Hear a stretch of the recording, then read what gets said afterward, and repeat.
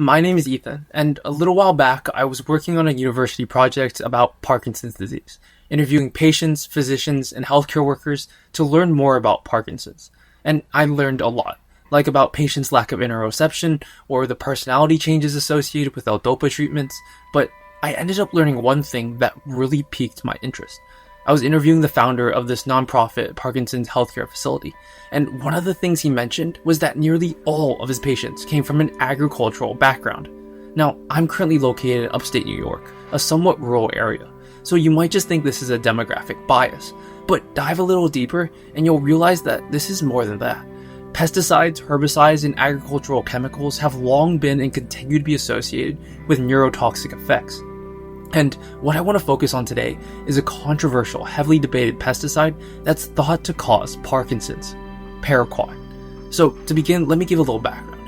Paraquat is what's known as a non-selective contact herbicide, meaning that Paraquat indiscriminately kills green plant tissue upon contact by inhibiting photosynthesis. Because of this, it's one of the most effective chemicals to kill weeds resistant to other types of common herbicides, to desiccate plants for easy harvesting, and to regulate plant growth. While Paraquat is banned in over 74 countries, various major agricultural producers, including India, Mexico, the US, and Australia, continue to allow its use for large-scale agricultural operations. But to truly understand why there are so many concerns with Paraquat, we need to understand what exactly Paraquat is doing in our bodies and our brains. To start off, let's talk about how Paraquat goes from the fields to the brain. When Paraquat is sprayed on a field, the major concern is its volatilization. That is how likely the pesticide is to become airborne. At least according to the US EPA, or Environmental Protection Agency, old estimates noted Paraquat's vapor pressure to be far below the upper threshold of significant volatility. However, reanalysis has put the chemical at 4 times its original estimate, which is higher than this threshold. However, the EPA has maintained that there are factors in real-life application that still make it safe to use. Despite this, advocacy groups continue to question the uncertainty. Once in the air, there's 2 different methods by which Paraquat can enter the brain. The first of which is the olfactory pathway during inhalation.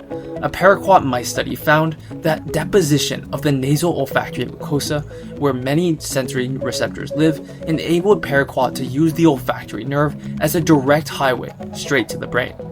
The same study also found Paraquat in the brainstem, suggesting another route along the trigeminal nerve from deposition in the nasopharyngeal cavity. The second method is by systemic absorption, that is, absorption through wounds in the skin, or by Paraquat corrosively making small burns in the skin to allow its absorption into the bloodstream. Now, Paraquat has a difficult time crossing an intact blood-brain barrier, or BBB, but what is established is that Paraquat can access the brain through structures like circumventricular organs or the olfactory bulb, which lack a BBB, and also induce inflammation that weakens the BBB. Now, once Paraquat enters the brain, it begins to target dopaminergic neurons.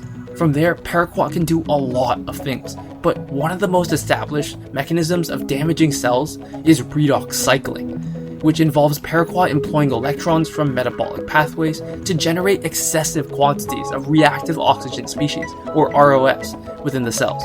These ROS disrupt mitochondrial function, inactivate necessary enzymes, and demyelinate neurons, and damage other mechanisms that often lead to neuron death. And it's the compounded damage of dopaminergic neurons that leads to Parkinson's disease, which is characterized by the death or dysfunction of dopaminergic neurons localized in the substantia nigra, leading to imbalances in dopamine. And all of this sort of talk about Paraquat leads us down this question of why does this all even matter? For many of us, including myself, we're not farmers, but that doesn't mean that this doesn't affect us. One study linked close work in residential proximity to agricultural fields using Paraquat with increased risk of developing Parkinson's. This can become problematic, as one analysis found that Paraquat disproportionately affects low-income Latino communities in California because of their proximity, burdening this already marginalized group. This shows that this isn't purely an agricultural issue, it's an ethical issue of how we create an equitable society. Paraquat infringes on both their autonomy and their human right to the highest attainable standard of physical health.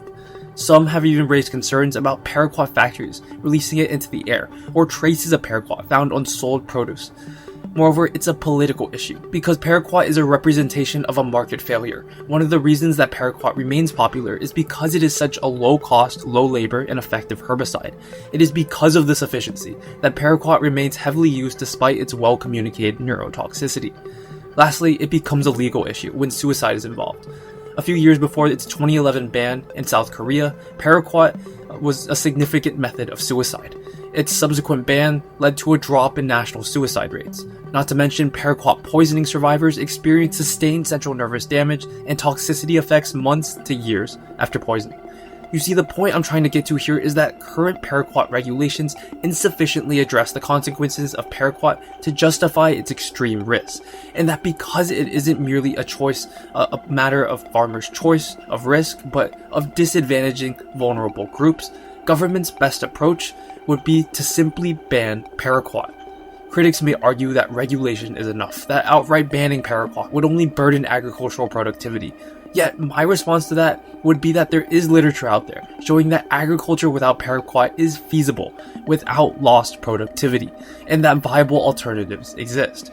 Current Paraquat regulations simply do not and cannot completely account for all the aforementioned detriments. And I think it's important to broaden our conversation here and tell you that this isn't just a conversation about Paraquat. It's a conversation about all the other neurotoxic agriculture and industrial chemicals we make use of globally on a daily basis. From organophosphates to BPAs, governments around the world ought to take a stronger stance in considering and acting upon the negative externalities and neurotoxic effects generated by these agricultural and industrial chemicals and pollutants. Because as incredible as the human brain is in innovating and synthesizing chemicals that defy Mother Nature, chemicals might just be the very thing destroying it. And Paraquat is just one of many.